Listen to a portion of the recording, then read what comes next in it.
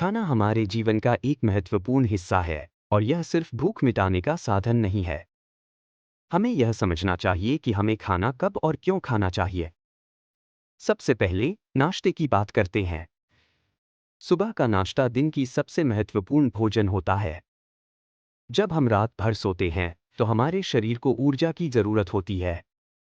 नाश्ता हमें वह ऊर्जा प्रदान करता है जिससे हम दिन की शुरुआत कर सकें। यह हमारे मेटाबॉलिज्म को भी सक्रिय करता है।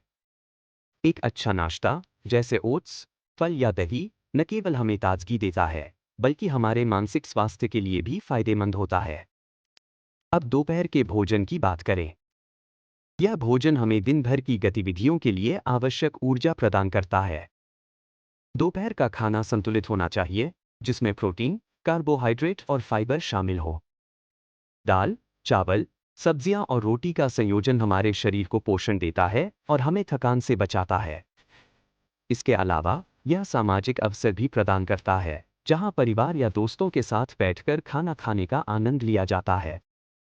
फिर आता है रात का खाना। यह दिन का अंतिम भोजन होता है और इसे हल्का और पौष्टिक होना चाहिए। रात के खाने में सलाद, सूप या हल्की सब्जियां शामिल करना बेहतर होता है। यह हमारे पाचन तंत्र को आराम देता है और हमें अच्छी नींद में मदद करता है। भूख का एहसास भी एक महत्वपूर्ण संकेत है।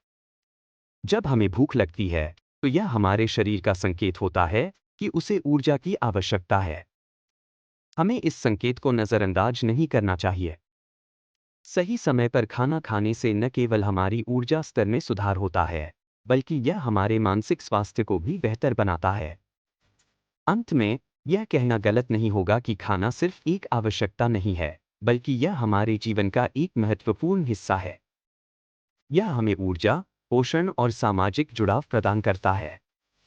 इसलिए, हमें अपने खाने के समय और उसके महत्व को समझना चाहिए। सही समय पर सही भोजन करना हमारे स्वास्थ्य और खुशहाल जीवन के लिए आवश्यक है।